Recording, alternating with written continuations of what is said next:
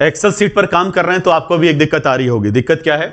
मैंने यहां पर एक शीट बनाया है जिसमें हमने डेटा एंट्री से रिलेटेड तमाम हेडर्स को डिफाइन किए हैं। अब इसमें जो है जिस भी कॉलम का मैंने कलर चेंज कर दिया है, सिर्फ इन्हीं कॉलम में डेटा जो है मैनुअल आ रहा है। मतलब इनमें जाकर कीबोर्ड से मैं कुछ भी टाइप करके डेटा लाऊंगा। बाकी जितने भी कॉलम है A B C F G I J L M, इन सब कॉलम में जो है डेटा फार्मूले के द्वारा आ रहा है। अब जब फार्मूले के द्वारा आ रहा है तो इसमें आपको जाकर के, यूजर को जाकर के टाइप करने की जरूरत ही नहीं है, क्योंकि इसमें जो है पहले से ये देखिए जैसे सीरियल नंबर का फार्मूला है, इसमें ऑटोमेटिक डेटा आएगा क्योंकि उससे संबंधित हमने यहां पर फार्मूला लगा रखा है और ये फार्मूला जो हमने नीचे तक पूरा अप्लाई कर दिया है।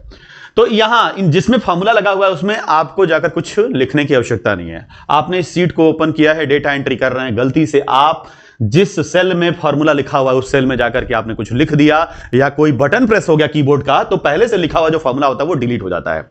और ऐसा अक्सर होता रहेगा। जिस जिस सेल में फार्मूला लिखा हुआ है अगर आप एंट्री कर रहे हैं और उस समय जो है गलती से इन सब सेल में जिनमें फार्मूला लिखा हुआ है आपका कीबोर्ड चला जाए और कोई भी बटन प्रेस हो जाए कीबोर्ड का, तो वो फार्मूला जो है वहां से रिमूव हो जाता है। तो फिर बार बार जो है उस फार्मूले को सही करना, उसको अप्लाई करना, ऐसी दिक्कत चलती ही रहती है। आज हम सीखेंगे ऐसा हम क्या कर दें कि जब हमको डी ई एच और के इस कॉलम के अलावा किसी कॉलम में जाना ही नहीं है, जाकर कुछ लिखना ही नहीं है, सारा चीज जो है फार्मूले की मदद से आएगा, तो उसमें कब फार्मूला डिलीट ना हो। गलती से भी अगर हम चले जाएं तो फार्मूला डिलीट ना हो। जो फार्मूला पहले से अप्लाई है, लगा हुआ है, काम कर रहा है, तो वो मिटना नहीं चाहिए। अगर वहां पर जानबूझकर या गलती से कोई जाकर के फार्मूले में कुछ लिख दे, टाइप कर दे जिसकी जरूरत नहीं है, ऑटोमेटिक वहां पर फार्मूला लगा हुआ है, ऑटोमेटिक फार्मूले की मदद से जो है वहां पर डेटा आने वाला है, तो आपको वहां जाकर कुछ लिखने की जरूरत नहीं है।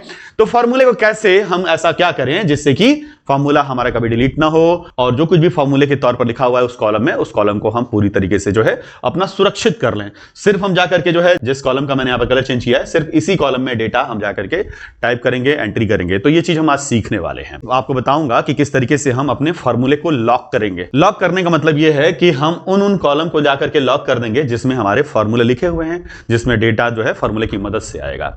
और उसके लिए आपको सिर्फ 4 स्टेप फॉलो करनी है। सिर्फ 4 स्टेप की मदद से ये काम हो जाएगा।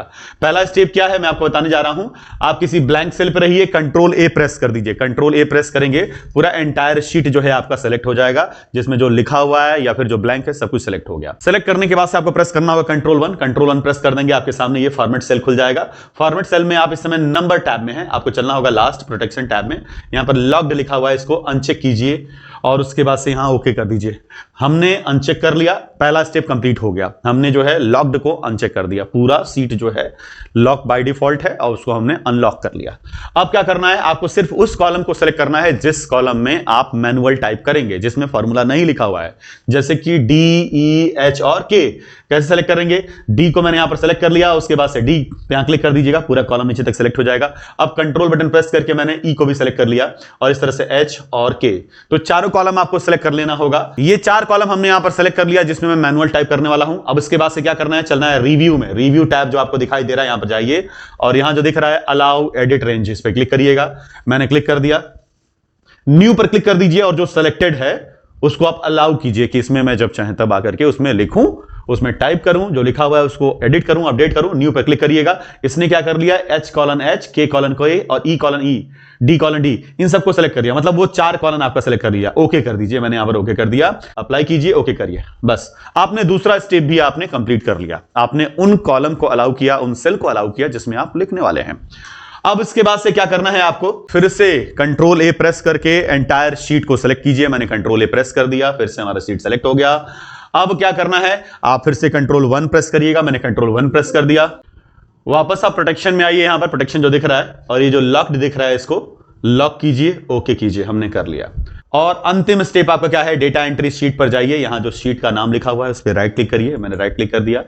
प्रोटेक्ट शीट जो दिख रहा है इस ऑप्शन पे जाके क्लिक करिए और कोई एक पासवर्ड दे दीजिए। मैंने पासवर्ड 1 दे दिया, ओके करिए। और दोबारा आपसे एंटर करने के लिए कहेगा पासवर्ड, मैंने 1 लिख दिया, ओके कर दीजिए। अब जो है आपने पूरा 4 स्टेप फॉलो कर लिया चल करके, और जिसमें फार्मूला लिखा हुआ है हम इसमें जाकर कुछ जो है लिखते हैं और देखते हैं कि क्या उसमें टाइप होता है या नहीं। तो मैं इस समय सीरियल नंबर में हूं और कुछ भी टाइप कर रहा हूं, तो देखिए the cell or chart you type typing to change is on a protected sheet, ये प्रोटेक्ट हो चुका है। तो जिसमें फार्मूला लिखा है उसमें जाके कुछ भी लिखेंगे तो वो आपका जो है कुछ भी टाइप नहीं होने वाला है और पहले से लिखा हुआ जो फार्मूला है वो डिलीट भी नहीं होगा। आइए अब इसमें देखते हैं क्या इसमें हम लिख पाएंगे, जो जिसमें मैनुअल हमें टाइप करना है। मैं जाकर के और यहां पर लिखता हूं कॉपी और ये देखिए टाइप हो रहा है, कोई दिक्कत नहीं है मुझे। मैं आकर के यहाँ पर जो है क्वांटिटी लिख दे रहा हूँ, देखता हूँ, देखिए इसमें भी कोई प्रॉब्लम नहीं है। फिर से आ जाता हूँ रेट में और कुछ लिखना चाह रहा हूँ, देखें।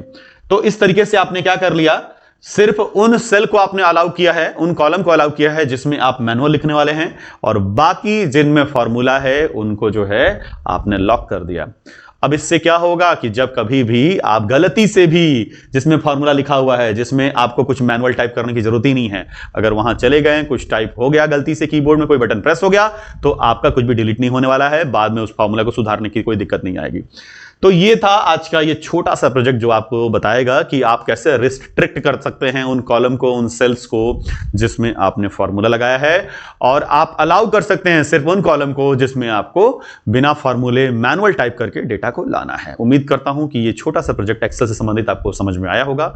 किसी भी तरह का कोई क्वेश्चन है तो नीचे कमेंट कीजिएगा। वीडियो अगर आपको पसंद आ रहा है तो इसे लाइक कीजिएगा, सब्सक्राइब कीजिएगा, शेयर कीजिएगा। ये जो प्रोजेक्ट है इसका भी मैंने वीडियो बना दिया है, आपको यहां पर मैं आई बटन पे जो है इसे पिन कर दिया हूं।